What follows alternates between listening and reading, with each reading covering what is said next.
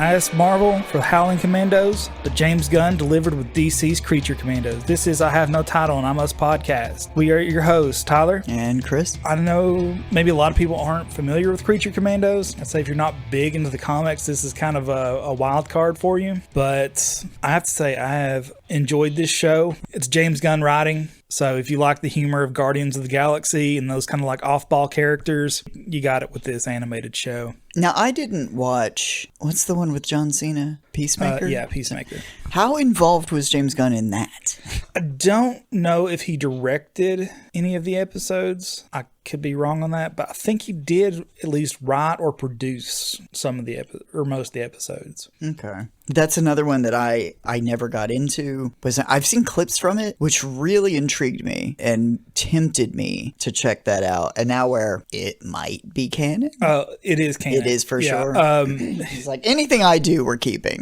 James Gunn has gone on to say that if it has not been mentioned, or if it didn't happen in Creature Commandos, it's not canon. But Creature Commandos references stuff from his version of Suicide Squad and Peacemaker, which, you know, kind of retroactively makes it canon. Yeah, interesting. But this is technically the first canon piece in his new DC universe. I gotta tell you, when this was announced, I did not care. I was not I probably was not going to watch it. And then, because I was, you mentioned it. I think I had heard about it. I think I'd seen some headlines. I follow a lot of comic book and comic book movie news things on Facebook and Instagram. So I was like, okay, cartoon, maybe, we'll see. Then some of the clips, it was really the clips with G.I. Robot. When those came out, I hadn't even seen a trailer or anything. Maybe I'd seen like a promotional image of like everybody all in one shot, like the classic Saturday morning cartoon. I assume that exists like a movie poster. But then after I saw the kind of the clip down introduction to G.I. Robot, I was like, oh yeah, I'm all about this. I'll watch this all day. So it sucked me right in. You were right. You called it on this one. For anyone that's still with us that have no idea what we're talking about, Creature Commandos, think Suicide Squad or Guardians of the Galaxy, but instead of superheroes, we got kind of the universal monsters. Yep, more or less. And it's not like they ignore that. It's the same people in universe who were involved with Suicide Squad, and in universe, it was made illegal to do that with humans or whatever. So they're like, well, we'll do it with things that aren't human, and we'll just use monsters or robots, or maybe just horribly handicapped humans. Because technically the one girl is. Yeah, she's just really bad handicapped. I don't want to say how the details of her birth or whatever are in her origin story. And that origin story is pretty far in, like, to the episode. Yeah, it's one of like the last or second to last episode. Yeah, like isn't it next to last or the last? Something like that. It's pretty far along. So I'm gonna leave that alone. I don't want to get too spoilery with this because it was so good. There's not a wasted moment. It's also, we should just say, like, who is this for? It's borderline above R rating. Like, it is adult. If you think The Simpsons is not for children, don't let your kids anywhere near this. No, I'm trying to think something to compare it to. Like Japanese hardcore. I mean, it's not like, it's not pornography by any means, but it's definitely, it does have sexual situations in it. Some of the violence, is more in line with something you'd see from an anime than. Yeah, I mean, because I was like, I told Allison, this goes hard. Like, there's sex in it. It doesn't really show any real sex, but it's implied. Heavily implied that it's happening in the other room. So there's that. There's a lot of actual nudity. The violence borders on gore at times, at least in a couple of shots that, like when the World War II, where like the one guy's like clutching at his entrails. And Dr. Phosphorus. Oh, God. Melting people. Yeah, yes. Which happens sometimes so fast, but it's so shocking that, like, oh my, they're really doing this. They went all the way. So I don't know how he got approval for a lot of this, because, like, they couldn't, I guess where he had his hands kind of tied with stuff like this in Marvel, they couldn't do maybe as much as he really wanted to. They went all the way in this, which makes me wonder how far he's going to take the rest of the DC universe. Yeah. I'd say you're probably right. His hands probably were a little tied with Marvel now being owned by Disney and them presenting as a more family-friendly kind of side of things. Which, yeah, now just in time for them to start making concessions where they have Deadpool. Yeah. They let him get away with a lot more and let it be rated R. And they've got Daredevil back now, and I have heard, I don't think they're going to go as hard as the original Netflix series. There was a guy who got his head crushed in to the point of decapitation with just Kingpin like bashing a car door on it repeatedly. I don't think they're going to do that, but if they even got close to that, that wouldn't be what they put in this but I think, Creature Commandos. I think it's also because it's animated. James Gunn's able to get away with a lot more. Yeah. Less real it is, the more you get away with. I enjoyed this a lot more than I thought I would. Yeah. There's not a wasted moment. Everything is either moving the story forward, and it's so well constructed, there's an aspect of it that you don't really know where it's going. There's a little bit of a mystery. And then beyond that, you have each episode has the origin of one of the characters, and it kind of goes back and forth. That kind of becomes the B plot, even though there are other B and C plots. So you get these characters, they're all like tragic figures in some capacity, and that's what James Gunn specializes in. If anybody's like, oh, this is like that one thing times content, yeah, that's what he does. I'm sorry, did you not understand that? Have you never seen like 2 Tim Burton movies in a row? Sometimes, I know, we just got through talking about David Lynch. Sometimes when somebody's good at something, they'll just do it again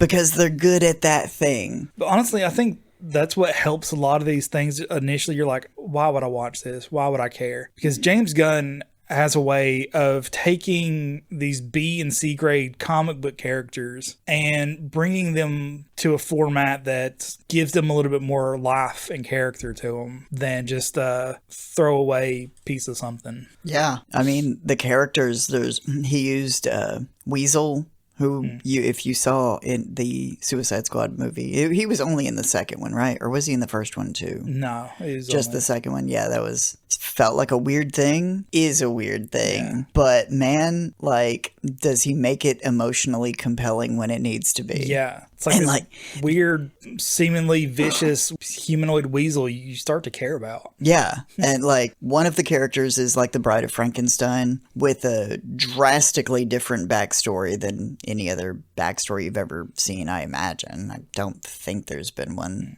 quite like this one. G.I. Robot, my favorite. Is it Rick Flag Sr.? Yeah. Is it the main character from the previous Suicide Squad? He was in both of them. Yeah. Right? Him and the Harley Quinn were the only carryover actors from the 2 movies. So that guy's dad was voiced by and will be played by Frank Grillo, who was Crossbones in one of the Captain America movies. This guy is he looks like a villain. He looks like a tough gangster, exactly who they got him to play in. He's the guy that is in that elevator fight scene in that one Captain America movie. Okay, yeah. Was it, he's like, this isn't personal, and Cap says, it feels personal. He was like the main guy there, and then he got his face messed up and became Crossbones. Anyway, they told him apparently it's gonna look like a stylized version of you, and he was like, this doesn't look anything like this guy looks way better than me, which is kind of weird, but apparently he is going to play himself, so it was really cool to know there's gonna be some apparently major consistency if they have spillover into some animated shows or movies, that they're going to use the same voice actors as much as they can and then have them play themselves, and which they've done that quite a bit. Like Marvel did that with What If quite a bit, and I think there's been some other occasions. I think that's pretty cool. I could see David Harbour being Frankenstein. Yeah. I think that had to go into their thought process. Yeah. Then you got my man Alan Tudyk as Dr. Phosphorus. Mm-hmm. Doing some, as usual, great acting. Sometimes he's hard to pick out because he just goes into this thing. Yeah. Because he also did Clayface, right?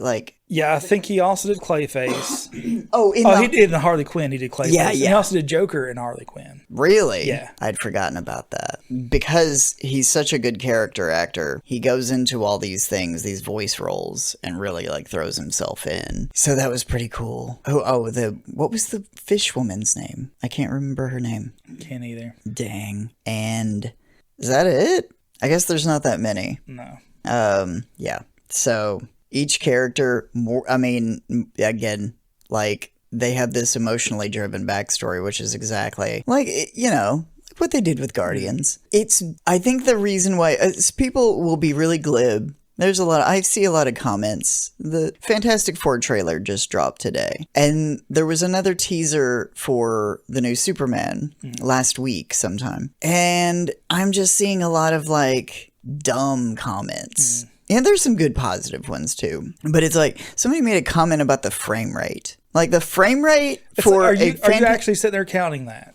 On a Fantastic Four trailer, the trailer, something that they probably have altered from the original in such a way to like hide spoilers, because they do that, or things that will be spoilers that they'll lie about and then they'll put the real stuff back in there. So these are probably just so heavily edited that cosmetically it might look bad. And I'm not saying some movies haven't looked bad. There's Patrick H. Willems talks about this. Why did movies look better in the 90s when our technology was more simplistic? Yeah. That is for us, that's a whole other episode. My point here is that people pick apart stuff for no good reason. James Gunn is good. I'm not saying James Gunn's good at one thing. If James Gunn were good at one thing, it would be taking a ragtag group of misfits and weirdos and making them lovable and finding family with each other. And, it's like that sort of thing. Suicide Squad, Guardians of the Galaxy, all the way to kind of the more family-friendly, upscale, cleaned-up version is the Fantastic Four. Because four people who you wouldn't think would ever make a good team, and they are family for life.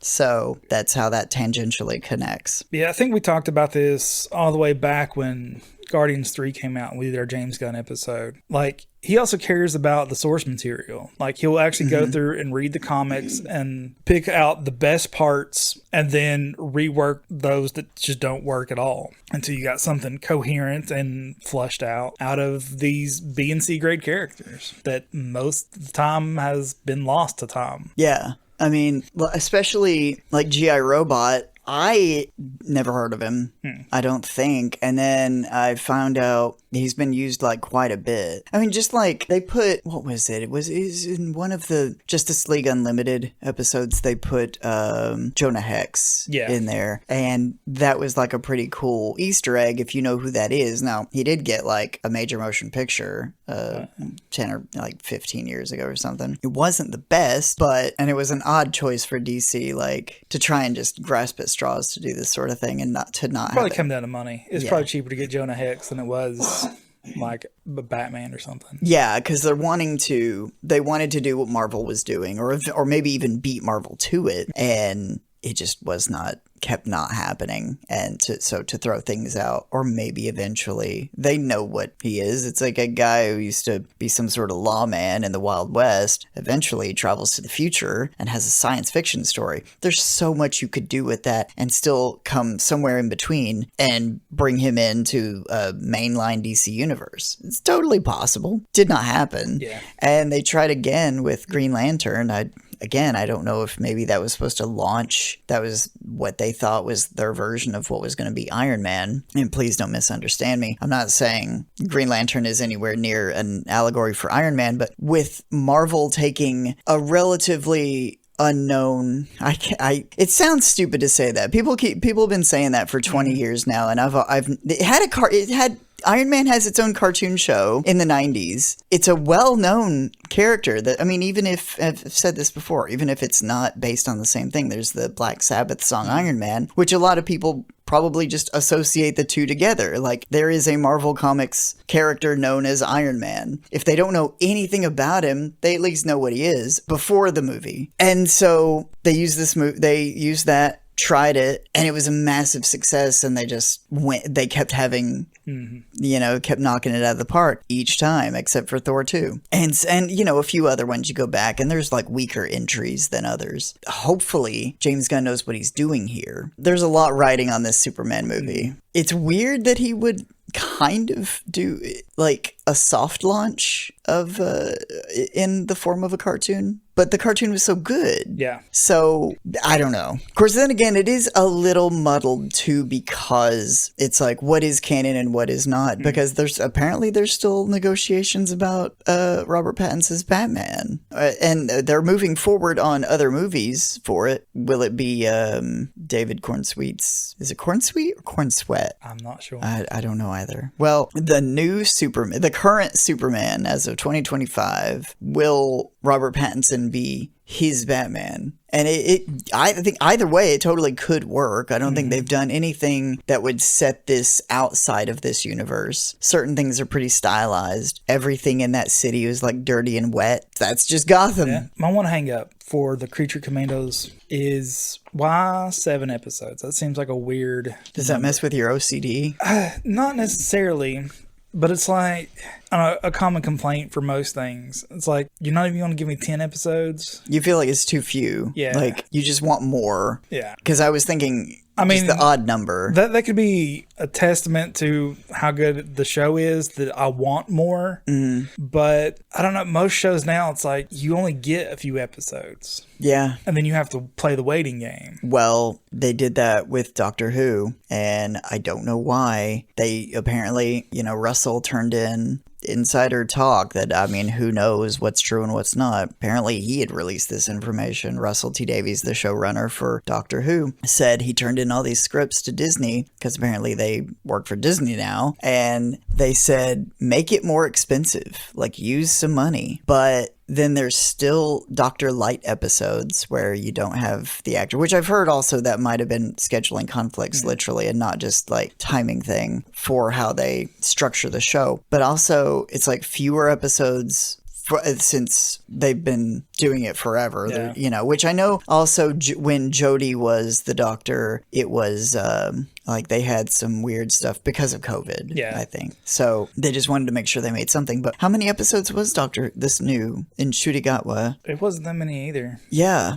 Whereas it used to be like 12 episodes, and then you'd get a Christmas episode or whatever it was, which would round out like a 13 episode season, essentially. So yeah, 7 does seem super short, but I was hoping for at least 10 to 12. Maybe give us a little bit of something else there. I would have preferred even just 8. Yeah, even that. Just nice one round more number. Because they left it on the cliffhanger. I get why they did that, but just one more episode to kind of round over everything. I agree with you on that point.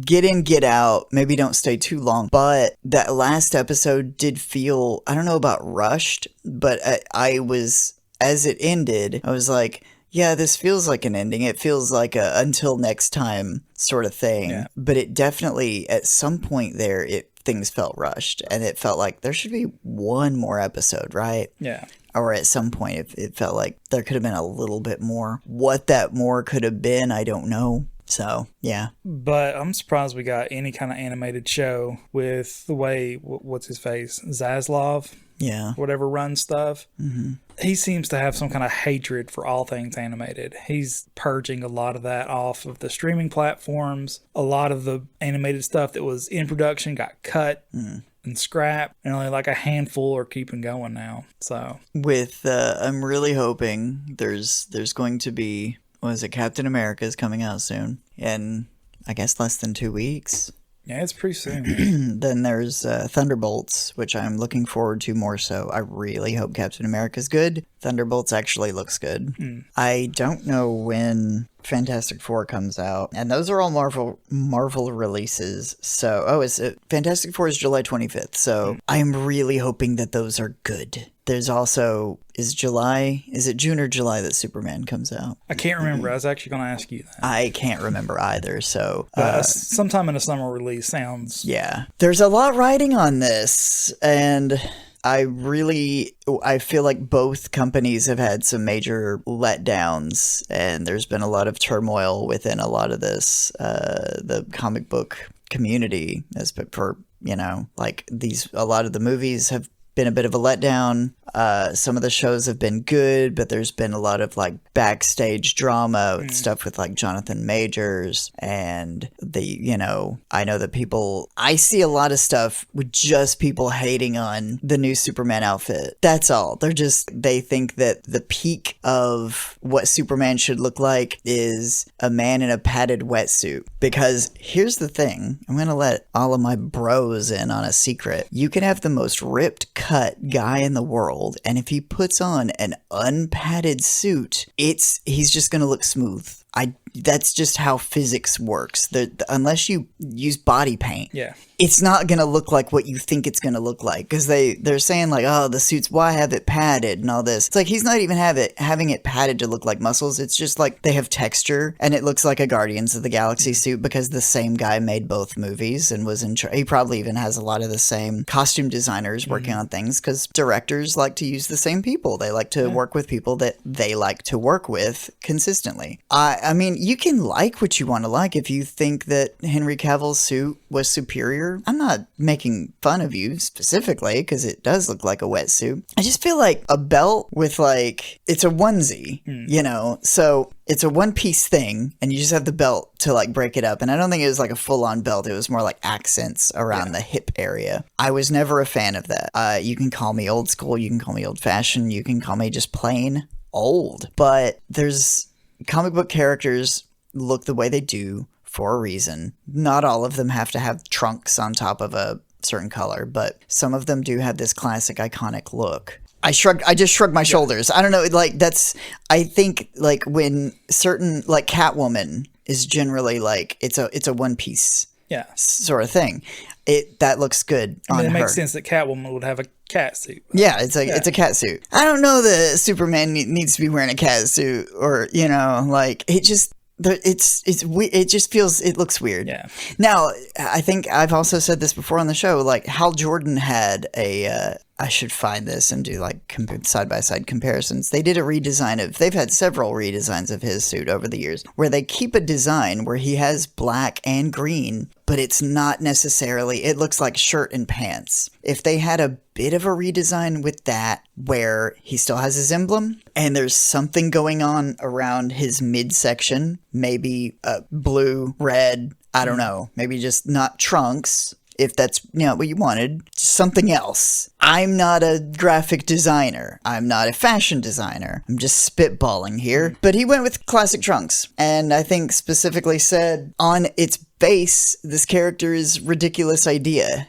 That's a man who can do anything. He's always there. He protects people. It's more of an idea. And we're taking it seriously, but also allowing you to, it is letting it be what it is. Yeah, I think that's something people need to take into consideration. This is on some level absurd. Yeah. And you want to kind of bridge that gap between realism and absurdism and somewhere in the middle. And so let some of the costumes ride as they are. Maybe make a few tweaks here and there because some of them are just ridiculous. But then write a good narrative to go with that to balance out. Yeah. Because if all we have to argue about when the new Superman movie comes out is the look of his costume, I'll be happy. But if we can pick more apart than the costume, that's when we got problems. Yeah. Which, if there's like ethical dilemmas, things to actually discuss, to differ on, if it creates good discussion, that might be good. Do you agree with that this happened, that happened, whatever? The neck snap at the end of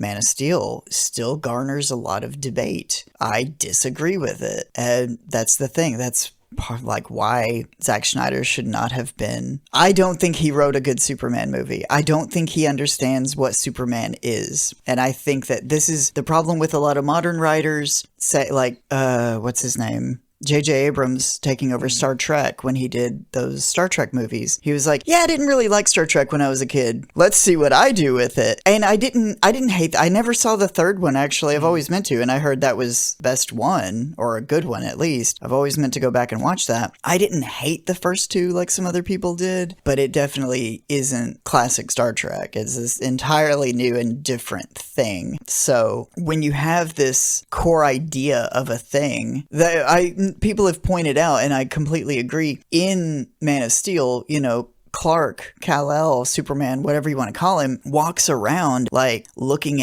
upon humanity as if he hasn't lived here for 20 some odd years. Yeah. Like, he grew up as a human. He just is also this other thing. It's like if you grow up and you find out things about yourself, yes, it's on a very dramatic level that's we could not comprehend knowing they're having these abilities, but he does! And he can! Every other iteration and version of him has done this. Why does this one have to be dramatic and moody? Because it's the guy who made Watchmen. That's the thing with his stuff. I mean, and he's got movies that I like. Me too. I love Watchmen. At the same time, he very much falls into the same camp as Michael Bay a lot of times, where it is style over substance. Yeah, and he has very specific ideas about how things should be. I think he was the perfect director for Watchmen, the movie that they'd said was on one of those unfilmable things. And I think and there's a lot of people who disagree with me on this. There's a lot of people who hate Watchmen, who love the book. They're two different things. Yeah. You could have, and right now we will have, a just animated adaptation that goes, for the most part, I think, just animated the comic book. And it's coming out very slowly, as I think it's like maybe going to be each movie is each movie is 2 issues worth, or maybe just 1. Are some of those already out? Yeah. And that's the thing is I started watching it just to see like kind of what it would be. And it's exactly what it's the comic book come to life as an animated thing. Now I have that. It's so weird. It's like one person doing all the voices and it's like the comic itself just kind of going through it. And I think some of the things have a little bit of motion, almost like paper dolls. So it's so weird. And because when I saw they were going to do an animated Watchmen, I was like, didn't they already do this? No, that was a really weird idea that somebody had just to make sure that it got made. But I don't even know. There's a lot of narration that I think is missing. And there's all the articles in there that are missing. And I can't remember if they put the Black Freighter stuff in, which they also made the Black Freighter separately. Man, how did this become a Watchmen episode? I don't, because this is all just to say I don't hate Zack Snyder. If he were here, I would give him a chance to defend himself before I told him shut the up, and he's going to listen to every word I have to say about him. He's a very good director. He directed The Guardians of Ga'Hoole. Did you ever see The Guardians of Ga'Hoole? Nah, I didn't actually. Oh, well, it is shocking when you go back and look through his movies, like Wikipedia or IMDb. You're like, what the He directed the Owl movie? Okay.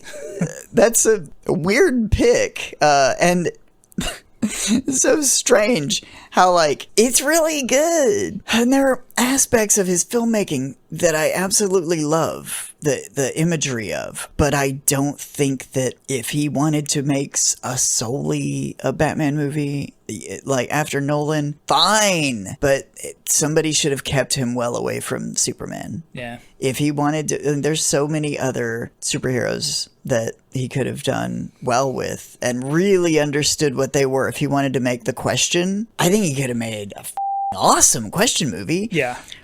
Pair him with a writer who will keep him on sane tracks. But anyway, I trust James Gunn. I hope that James Gunn realizes, and I've heard, and I can't remember if we discussed this before too, there's no way of knowing how true or valid this is, but that they used James Gunn way more than he's ever been like credited publicly for, that to go back and punch up scripts or to take a look at something or whatever. Like, they do this all the time. Apparently Joss Whedon was used quite a bit like this, and the Russo brothers. So there's just like, there's somebody's name on a lot of these movies for like a writer or whatever, but then they have a handful of core people who really got them, and that's how they kind of kept the Marvel being kind of uniform. Yeah, that's what I was going to say. How do you keep it uniform if you don't have the same handful of people contributing somewhere along the way? So I hope that sort of involvement at Marvel and that hopefully close relationship with Kevin Feige prepared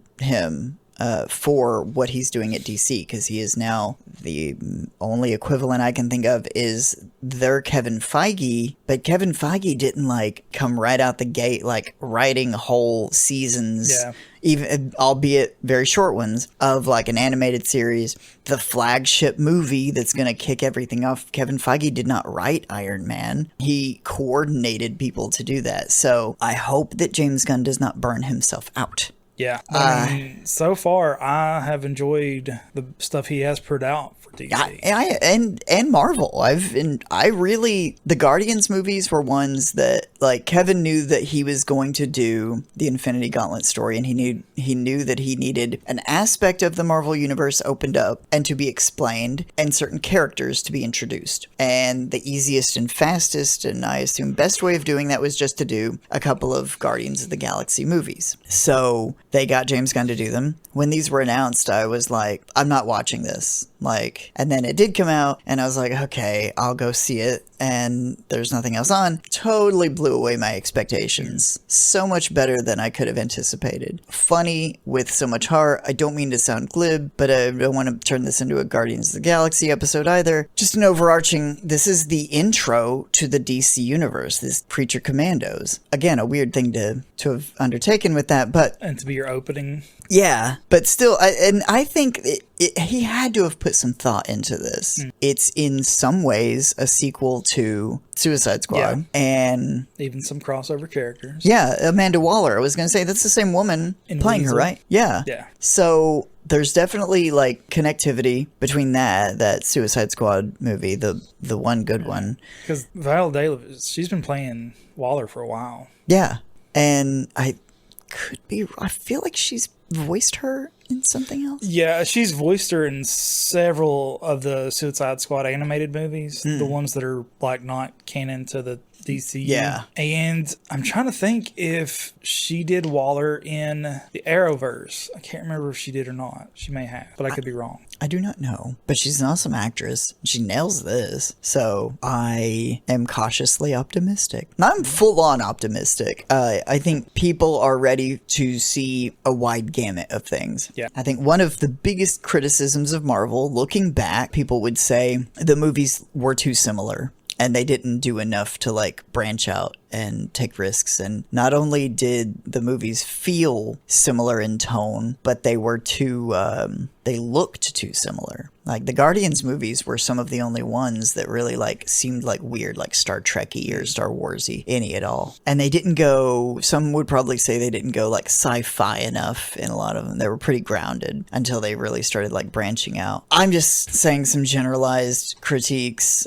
And I think this is his signal to everyone that like the new DC universe is going to be weird and wild. Yeah. And because that's what it is. I mean, argue all you want about Superman's costume. One look at Guy Gardner's and you know what direction we're going. Yes, which so here's also the thing about that, because people are super complaining about the look of Guy Gardner. I think, we're going to get a haircut by the end of it. I hope. But Guy Gardner, this is my dark secret, and I think I've mentioned this before, so it's, I guess, not a secret, unless either of our partners actually listen to the show.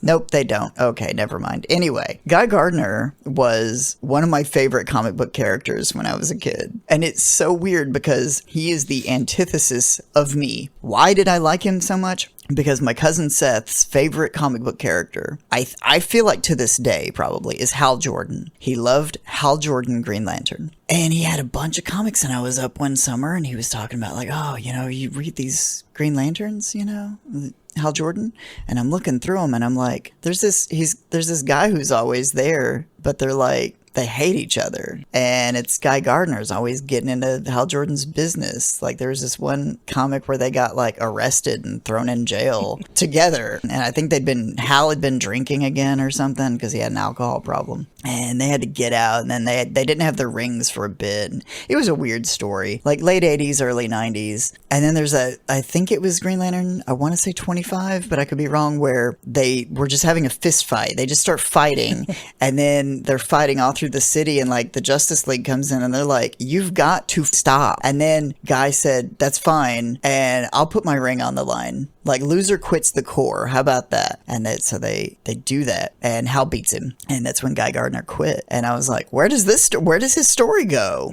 So I was up here visiting for the summer, went back to Texas and started looking up Guy Gardner comics, and his story continues in a 3-part standalone thing, and then he got his own line. When I look back on it, they're stupid. It's just like it's really dumb. He's like this misogynist kind of rednecky guy. He's a dumb jerk. I liked it because my cousin hated him, and his character was frenemies with his favorite character. So that's the only reason. But I kept digging myself in deeper and deeper. Like I'd already started reading the comic. I had to keep going, and they did not know what to do with his character. Like they did all sorts of crazy stuff with it that they're not going to do in the movies unless they do. And this podcast is going to take a turn having to discuss that. It's revealed that he was some sort of alien with shape-shifting abilities. Like not exactly shape-shifting abilities, and they couldn't even decide on his look from like one issue to the next. They changed the title of the comic around 20 issues in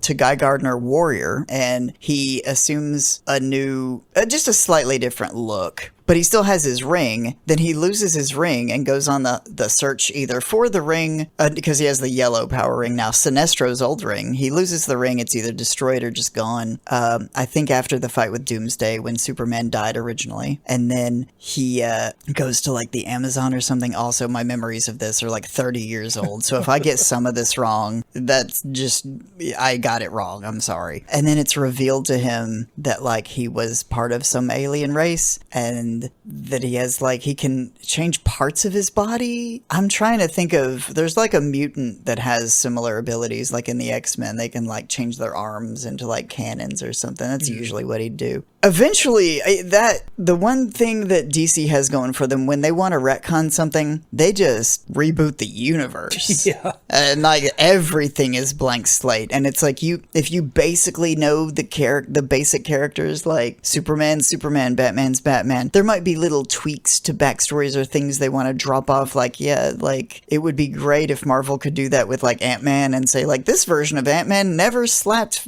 his wife in the face through a miscommunication with the artist. Be nice. But so in the modern retelling, Guy Gardner is just Guy Gardner again. He's just a Green Lantern. So the thing I was gonna say at the start of talking about fucking Guy Gardner, him, hot girl or woman, I think there's been I think you can see her. Is she one of the ones you can see in this Superman? Yeah, I think so. And some of the other people, they're all wearing the same style outfit. Like all their jackets look the same. So, which is weird that even as a Green Lantern, he's made his costume, like uniform with other people here on Earth, which is no Green Lantern ever does that. So I think they might be working for, some people have had the idea they're working for like Maxwell Lord or some other conglomerate or something that's actually in control of him, and that's actually a big plot point. By the end of it, that'll be disbanded and he'll go back to his regular look or something else. I don't know. It's said that he'll be in Lanterns with whoever's playing Jon Stewart and Hal Jordan. I do not know. And I think Jon Stewart is maybe our point of view character, and Hal Jordan's going to be a little older. So I still think some of those could be cool things. Some of the Green Lantern animated stuff has been really good. I don't keep up with it. There's some of the stories like Darkest Night, and when Hal Jordan went crazy and like took on the whole Corps back in the 90s after post Death of Superman. Some of those were really cool stories, like the whole Spectrum thing when they brought in Red Lanterns and other stuff. I think that some of this could make for some really cool viewing if they cast and write good scripts and cast good people to play these parts.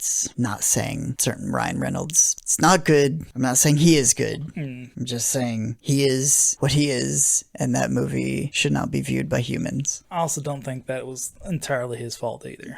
And no, not necessarily. He's good as Deadpool. Yeah. I don't think he was a good pick for Hal Jordan, if I'm honest. I think he's a little too goofy for that character. I can't remember. When you look at some of these, people might not know, DC makes animated stuff non-stop. Yeah. And a lot of it's really good. Apparently some of them have like a connective like canon line, and then some of them are not. I haven't kept up with that. I've just kind of watched most of them at random and not put them together in my head. But like Crisis on Two Earths from like a really long time ago is good. The Flashpoint Paradox was amazing. But like when you look at like the actors they've gotten to play some of these characters, you're like, why don't they get some of these people? Like some of these, they're not just like gummy looking like voice actors that shouldn't see the light of day or be in human society because they're so grotesque and hideous. It's like the guy from Supernatural who everyone agrees is like really good looking, or something like Jensen Ackles or something. Like he could play Hal Jordan easily. And Matthew Gray Gubler from Criminal Minds. Who did he play? He did the voice of the Riddler. Oh, in that would the Suicide Squad. He would make a great Riddler. Yes. That would actually be really good. Like, they're making these perfect castings for animated movies where these guys could play the live action ones so well. That's what I never understood. I'm like DC's animated movies go untalked about. Yeah. But they are by far better than the live actions that were coming out. Yeah, it was, and for a long time, it was the reverse. It was like they were making really great animated movies, and then, you know, even for like the last 20 years, during them trying to launch a live action universe, maybe around the time when they were doing Jonah Hex and Green Lantern, and that just kind of fizzled out. And there was the Batman movies, which were really good, but Nolan didn't want them to be connected to a bigger universe, which kind of stalled them in, you know, really doing what they wanted to. And then they did begin with Man of Steel and kept that going for a bit. Marvel started with Iron Man in 2008, has only, I feel like in the past few years, stumbled drastically and had some misses and kind of has had to reevaluate where they're going and what they're doing. Yeah. During that time, they used to make animated movies too. They had movies based on the Ultimate line of comics, some Avengers movies, and they had several. A lot of it's not coming to mind because they're largely forgettable. DC's animated movies were so much better, and then their live action movies weren't. Marvel's live action movies were good, but their animated movies were not. In my opinion, I still haven't finished, what is it? The Crisis, the 3-part Crisis thing that they just released. I think the second part, the first one I thought was really good. The second part feels a little slow. I was having some trouble getting through that, so I'm hoping it picks back up. But with the Kara, I think, is with the monitor, and she has a bit of amnesia. Her outfit looked cool. It was like a grayish, bluish version of like Superman. Never mind. Whatever. Anyway, that's one weird one. And there's so many now that I've like I never saw the Gotham by Gaslight one, but it looks really good. It is. It's pretty good. So it's like one of those what if ones. Yeah. Oh, and I received a physical copy of Red Sun, the Russian, where, you know, Superman lands in Russia instead, and I have yet to get around to watching that. Maybe I'll watch that tonight. And they did they made a version of All-Star Superman. That one should have been 2 parts. Yeah. Easily. But not bad. No, I think it was really good for what it was, but like for Grant Morrison's epic story, I think it deserved to include more aspects from the comics and a few more of those little like short story, side story things that was building to this huge thing for Grant Morrison's run. That would be, they did it already. And the cool thing is, I think a lot of what they're putting in on this new Superman might be kind of based on Grant Morrison's view on that. But I was going to say, just given what we've seen with the trailers and James Gunn's quality so far, this could be the new boon for superhero movies. I think so. I hope so. I really do hope so. This means that Marvel has to kick it up again. Mm-hmm. Because before, they were the underdog that had to prove themselves to get these movies accepted by the general public. Then they had no competition, so I feel like that's when they dropped off. Yeah.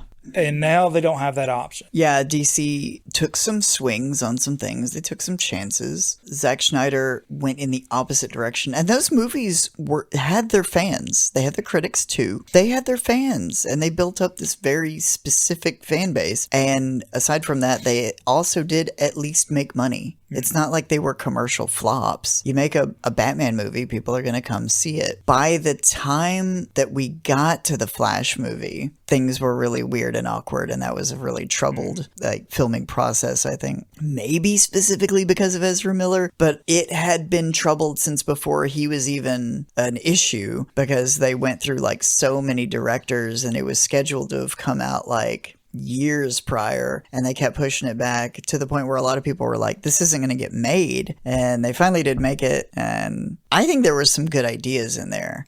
I have either gone it's weird because I either like go too harsh or too soft on something. That's either that a lot of people, because I went too harsh, I feel, on Beetlejuice. I haven't gone back and rewatched it yet, but then everyone seemed to really enjoy it. And I think I did the thing that I should never do, but I always do, which is I have it in my head what it's supposed to be, because it's been sitting there in my head since I was a little kid and watched it by myself on a Saturday afternoon, having rented it. Something can just be what it is. I liked the idea of there being the two Flashes from different points in his life, and then one of them gets kind of trapped moving forward in time and getting stuck in doing this thing over and over and over, but he's still aging, and it like kind of makes him crazy trying to fix things, and like all like taking on, like gathering up whatever's like gunked onto his suit, you know, like melting his suit. And that was super dark, and I liked that idea, and I didn't hate all of it. Is it a bad film on the whole? Probably. And I am not wanting to go back and rewatch that one anytime soon. Some of the stuff that they had in there, the way that they showed the universes colliding was a little weird, but you know, it's the sort of argument when you say, how do you kill a vampire? Yeah. And then somebody will stop you and say, however you want. It's fictional being. So whatever you write is how that one works for you, because none of this is real. So it's like, how do you write all these universes colliding? Who knows? Because it doesn't matter, because it's not real. So whatever you write, just make it compelling. Yeah. So we should have some sort of like chess timer or a ding for whenever we get off topic and then back on topic. We need to hire a full-time person. So when we met up today, we were supposed to talk about Creature Commandos. And if you go back to the beginning and re-listen to the whole thing all the way through again, if you don't mind, like, share, and subscribe.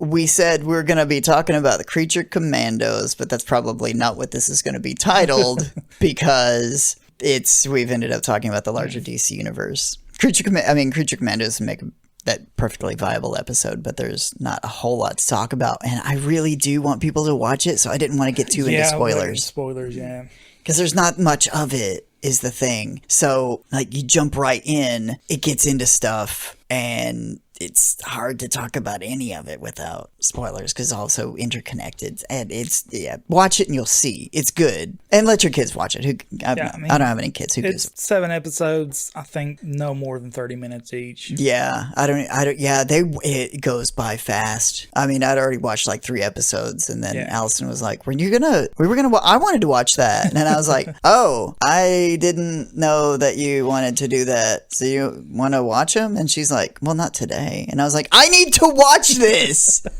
for the podcast. So, we got to do this. Anyway, yeah. But what are other people saying about it? I've not really looked up reviews. The Weekly Planet are the only 2 guys that I have heard talk about it. If you go on Instagram, just look up G.I. Robot. Yeah, people are loving G.I. Robot. I know that much. But. So they at least know that. Now, have all those people watched the full run of it, or do they just know the basic, like those few clips of G.I. Robot? Yeah.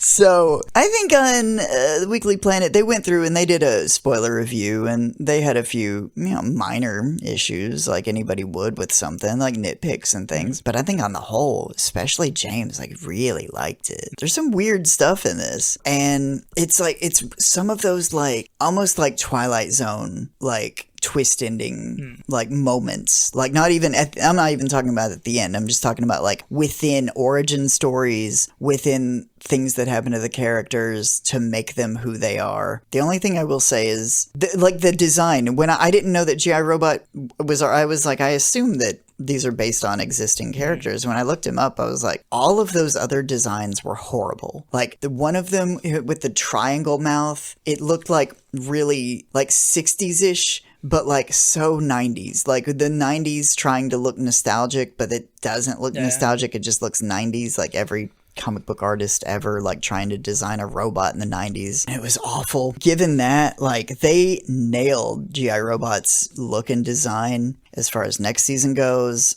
I have some issues with that design, but that'll hopefully we'll get back to something more basic. The way the characters interacted with each other, I think was some of it I did have an issue with. Some of the characters I thought were, this is gonna sound weird, we're like too mean, but that is so that you can emphasize friendship later. I get it. You know, it's like Gamora has to be as harsh as she is in Guardians of the Galaxy. Rocket has to be as harsh as he is so that when they do let their friends in and really let down their guard, you feel it more. Yeah, it does kind of make sense when you do finally see everyone's backstories, but that, yes, yeah. Once you get there, it's like, okay, I get that character now. I think this could be the perfect platform to bring in characters like John Constantine and Zatanna and maybe like the Justice League Dark to the live action somewhere. That's another one that I didn't watch that I really had wanted to look into, the Justice League Dark movie. But I agree. I think they have to do that. They really need to have that element of it because that's essentially their version of Doctor Strange is Dr. Fate. I don't know what a one-to-one with John Constantine would be in the allegory for him in Marvel, except also like there probably is like a really good one that I'm not thinking of, but like a dark kind of streetwise version of Doctor Strange. Like Doctor Strange, also remember Doctor Strange at his core is a medical doctor. You know, before all this, he was well-to-do. He was like, I think a really well-renowned doctor. John Constantine is not that. Yeah. So I think with Constantine, it might be hard to put a one-to-one because a lot of these one-to-ones is when they were kind of back and forth with each other, still in character. Constantine was not originally a DC character. DC owned it, but it was their publishers that were like outside the DC universe. And so he was part of like the Hellblazer series and that. And eventually he got folded into the DC later on because his character got so popular. Similar with what they eventually did with Watchmen. Like they eventually canonized Watchmen into the larger DC universe. Like it is part of the multiverse, and sometimes they've come and gone from. Same with like characters like Static Shock and Icon and stuff. They were part of the Dakotaverse and then DC acquired it and kind of folded the bigger names in. But I think that'd be cool to see. Yeah, I'd love to see another take on Constantine. That movie's not bad. Just not comic book accurate. Yeah. And his portrayal in the Arrowverse is pretty decent too. Yeah, it looked really good, but I've not watched much of that. Yeah. So. Because that was one of those too that it's like his show didn't do great, but the character did. So they brought the character into a different show. Yeah, did that get a full season? I think he got a full season, maybe, then got canceled. Because it was one of those, like they did with Supergirl, it was on a different network. Yeah. But instead of picking Supergirl up, or picking up Constantine like they did with Supergirl, they just folded his character into one of the other ones. But I thought the actor was pretty decent choice for it. So it's be interesting to see if they bring him in. It would be. Like, I did finish Superman and Lois, and I thought it was an amazing take on Superman. I wouldn't mind talking about that, like, at full length sometime. My only complaint is that there wasn't more of it, too. It was a Superman who had existed for about 20 years. He's, like, in his 40s, I think. And he's got 2 kids. That feels like a departure from, a classic Superman story. There's a lot of modern Superman stories where he at least has like 1 kid, and that's pretty well, accepted now. It was difficult for me to accept. I didn't really like that idea at first either, having lived with this character as long as I had. But I was like, okay, well, I'll check it out. And it was just wonderful. And Tyler Hoechlin, the way that he played it, he had a clear understanding of what this character should be, and they let him do this. I think I had not connected with an actor playing Superman in this way since Christopher Reeves. And even then, he could it felt like it was in the real world, and it didn't necessarily feel too stylized. Like, it just felt, a lot of times, very real. Like, this is a family, and they're trying to have real family moments, dealing with these crazy things happening to them all the time because he's Superman and because the way that their lives are structured. My biggest complaint, and it's not even really a complaint, it's the pacing of the show. I wish there'd been more lighthearted moments or elements, because it continues to get darker and darker until it hits like into the final season, and then that's when it's at its darkest, and there are so few light moments. And it really, I mean, like moments of levity, like real humor. There are moments that are genuinely hilarious, but they don't let them breathe. They don't let you have too much of that because it gets right back to the drama. That's totally fine. Like, the original take on this, where Superman is not the main character, it's an ensemble, and it's more so Clark that's the main character, was done in the 90s with Lois and Clark, The New Adventures of Superman. And it's more like they're detectives almost, like they're reporters looking up stuff, trying to get to the bottom of some mystery each week. And then Superman comes in at the end and saves them from something. And that was pretty big disappointment to me as a kid, because I was looking forward to a Superman show where Superman would be there like all the time. It's mostly Clark. With this one, I didn't mind it. I didn't mind that element of it because Tyler Hoechlin played, the characters were the same character. Like Superman, Kal-El, Clark, it's all one at this point. He plays them. He's not playing either one. He's not really working too hard to hide his identity. He's got it hidden, and he's gotten real good at just being him. An earnest, and this is what we were talking about with like David Lynch last week, is just that belief in goodness. And he is just so pure and somebody who just wants to do good in the world. And like the love he shows for his family, it's all just like, that's what it is. And you have these moments, they just, with his family and his kids talking to him, like Leave It to Beaver or something. And I think sometimes we just need a little bit of that. I'm not saying all the time. Sometimes you can have Pulp Fiction, but sometimes it's good to just have this too. I don't think there's anything wrong with it. And there's a lot of people, I was talking with this guy at work, and he was saying, when you doubt yourself, I was having a real heart-to-heart with him, telling him about like doubting myself in these ways, or having these feelings about myself that I don't want anybody to know about. And he was like, that's the thing, is like, nobody will admit it. If you were to say this, some people might make fun of you, or, they might sneer at you or something, like, yeah, this guy. But like, everybody does it. It's just like farting or like having these inner emotions. Like, everybody does it. But if you get caught, then they're gonna like razz you and blast you in front of everybody, make an example of you so that they don't have to be vulnerable. And I think that if everyone were willing to admit what we really need once in a while, it's like just apple pie, boring, Superman being as good as he can be, and then weird David Lynch movies on Friday night.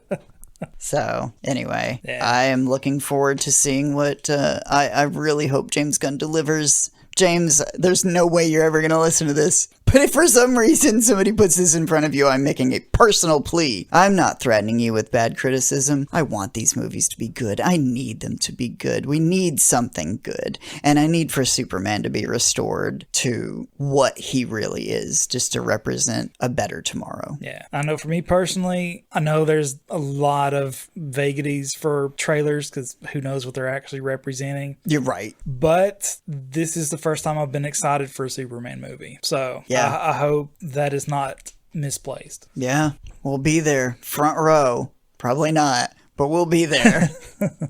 I think we can wrap this up here. I think that's good. So if you made it with us this far, thank you. Let us know what your thoughts on Creature Commando is, and maybe what your hopes are for the DCU going forward is in general. Be sure to follow us on our social media. We are on Facebook and Instagram. We'll leave links below. And until next time, see ya.